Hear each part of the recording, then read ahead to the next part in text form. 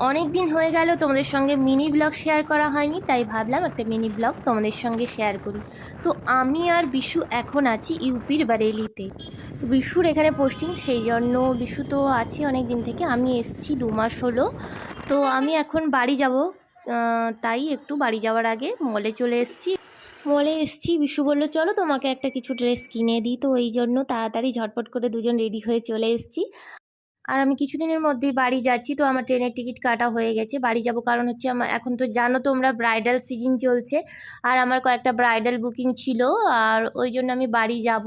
তাই বাড়ি যাওয়ার আগে একটু ঘোরাঘুরি, খাওয়া দাওয়া আর টুকিটাকি কেনাকাটা, ব্যাস।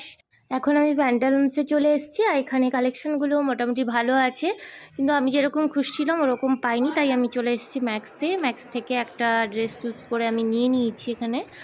আর চলো এরপরে আমরা যাব একটু আইসক্রিম খেতে। আমরা মানে আমার কয়েকদিন